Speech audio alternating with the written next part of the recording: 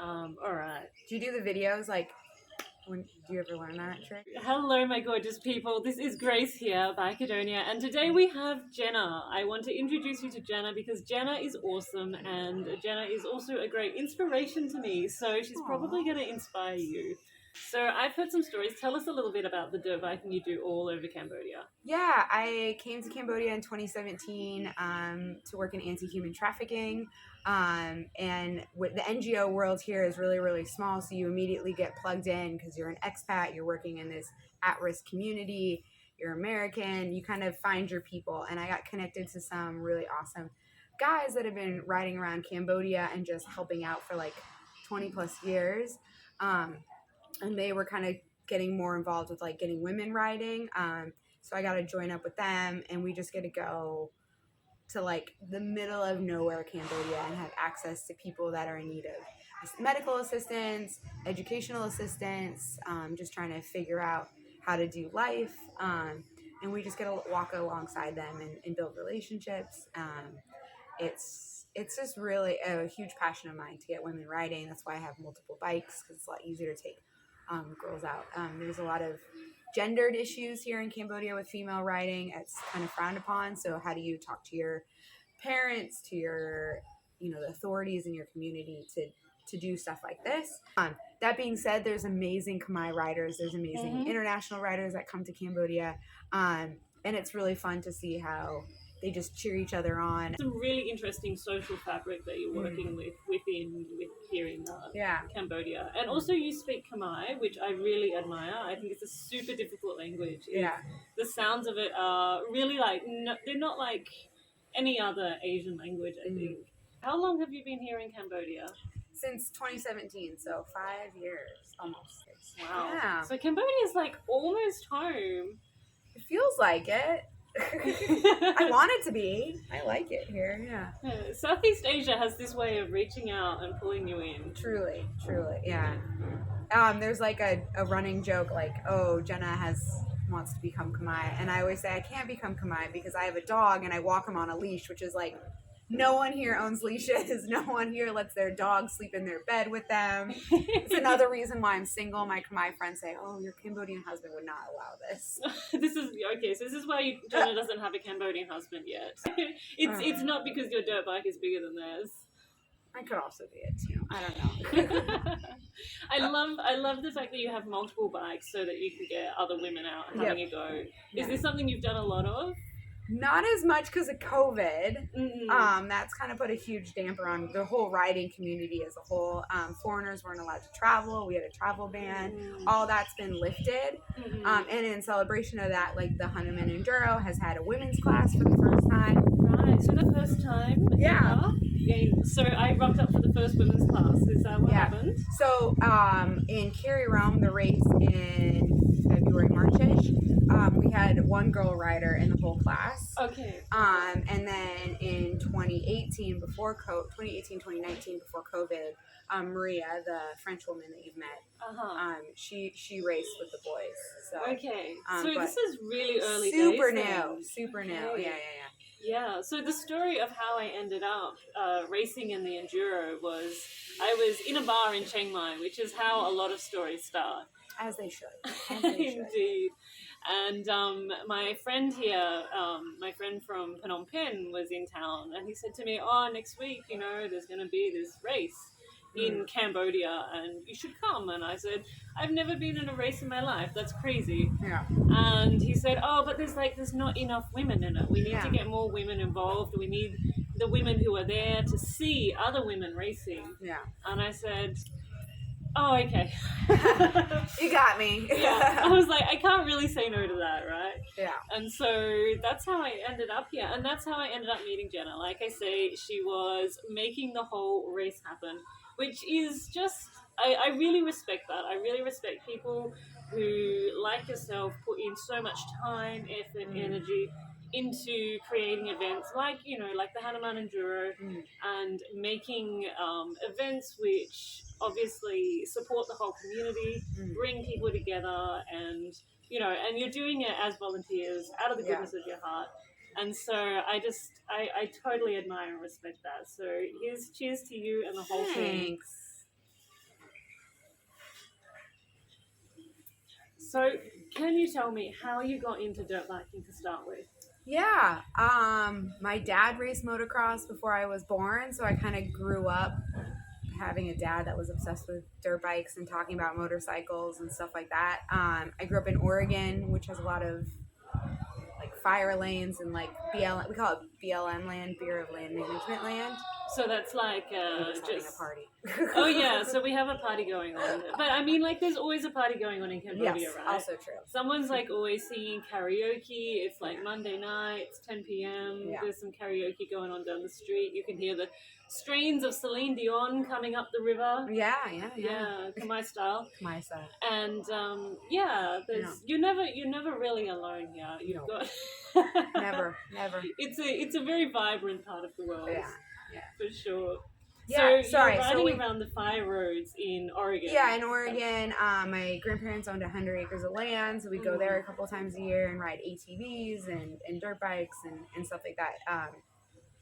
And then moved here to Cambodia, and it's the main form of transportation, at least the smaller like scooter bikes.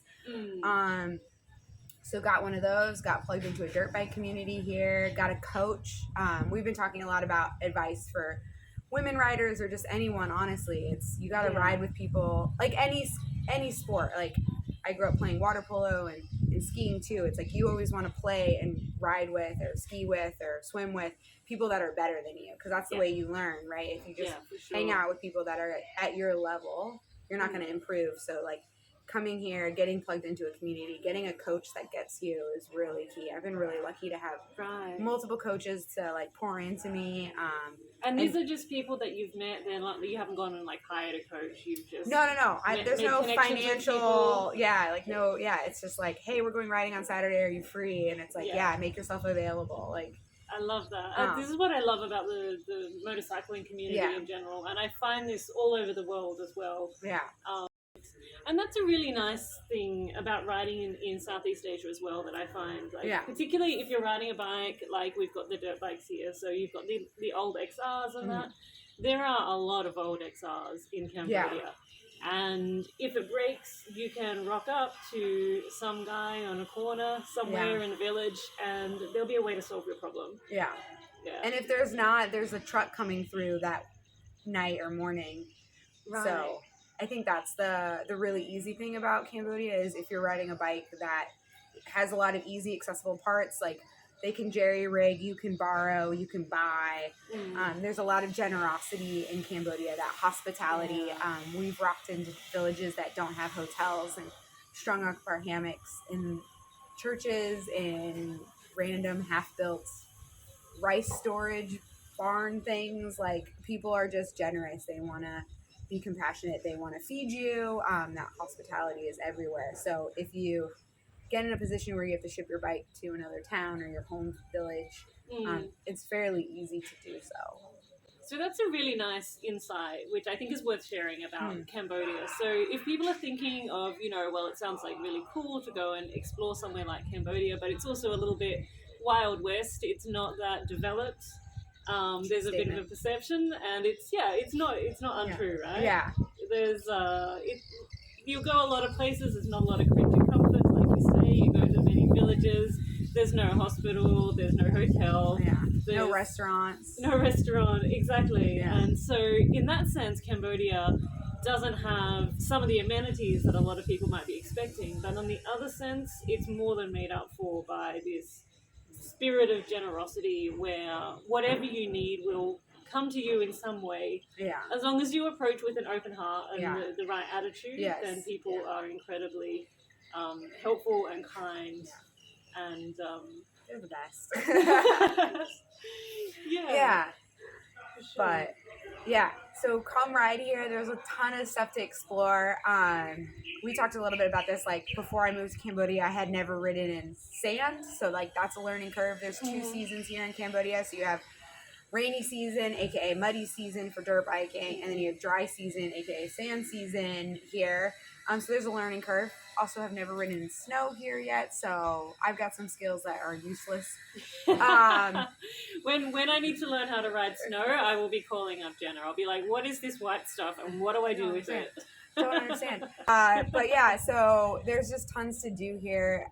Cambodia's got a lot of amazing mountains. We've talked about the Cardamom Mountains. We have Siem Reap, which holds Angkor Wat, the world's largest religious site. So there's a lot of spirituality here. There's a lot of culture here.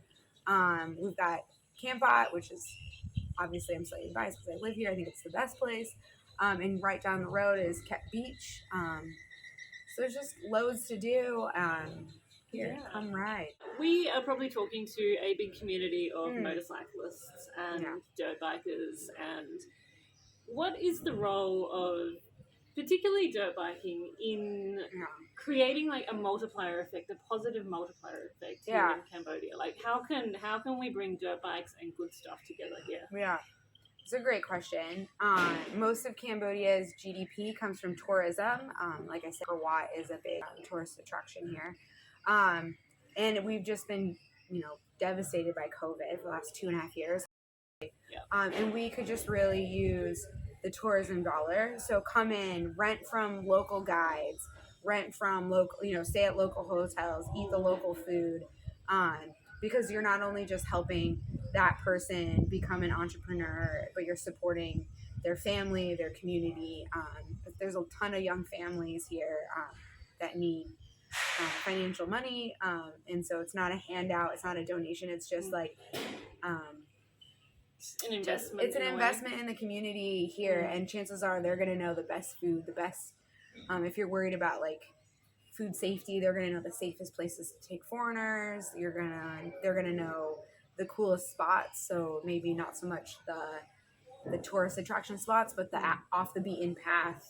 Like everyone goes to this waterfall, but this waterfall is actually cleaner and it's a funner ride out too, because it's harder to get to. But if you're on a dirt bike, you can probably get there.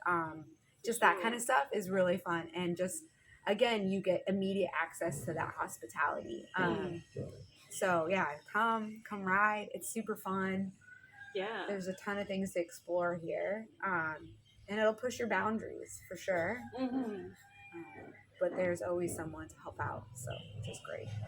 So on a more general level, when we're talking about people all over the world who may be interested in riding, and in particular women getting into riding, having the confidence to maybe come and ride somewhere super cool like Cambodia, but something that might be out of their comfort zone, what would you suggest as what's your great advice to people who are interested in something like this? Yeah. And how to get into it?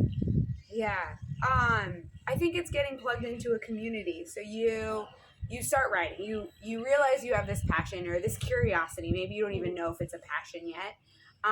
So like go out riding, like take a licensing class or join a like moto club or something, and just explore what's nearby you. And then you get connected to these people who hopefully are generous. Like I've only experienced generous people in the moto community, so maybe I'm just super lucky, but it's a lot of like, oh, this worked for me, this might work for you. Because I mean, even you and I, we could read blogs until the cows come home.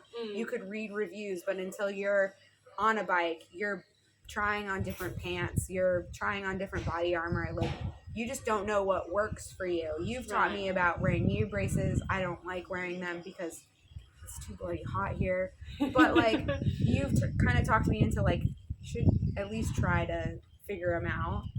And like for sure. You've offered learn from the mistakes of others, for sure. That's another great maxim. Yeah, but just like be curious, ask questions, try it, and just go from there, because it's a really awesome community. And find people that are at your skill level or above, and just go for it. You just kind of, your world expands as your community expands. Absolutely. And I think that's key. Like, don't be afraid to hit people up in the motorcycle community and say, listen, I want to learn this way, I want to develop my skills, or, do you have anything to teach me? Because every now and then you'll find someone who's not interested, but most people are, we're so passionate about the, dirt biking is fun, motorcycling is fun, but it's also super empowering. Yeah. And so for, if anyone approaches me, and particularly women, I get super excited about that. I'm Right. like, how can I help? How can we connect you Yeah. with this fantastic community and get you feeling confident and get you having a fantastic time in the sport? Yeah. So our parting thought is this: we love riding in Southeast Asia, and it may seem sort of exotic and it may seem out of your comfort zone, but wherever there is a difficulty, there is always hospitality to make up for it. And similarly, on that note, if you want any advice about riding here, if you want any recommendations of some fantastic local guides, local communities to support, then don't hesitate to hit us up on social media. Yeah. You'll find us everywhere. I'm Bicodonia. Jenna is Bite for Size. Yeah. So BITE, the numeral 4 size, because Jenna is bite size. It's a childhood nickname. Can't escape it. Inescapable. Yeah. And we will be more than happy to hook you up with this amazing community and get you having some fantastic experiences in this part of the world. You sign off. Thank you, Jenna. You're awesome. You inspire Thank me. you. Akun-chan. Lisa and Howie. Khop kun ka.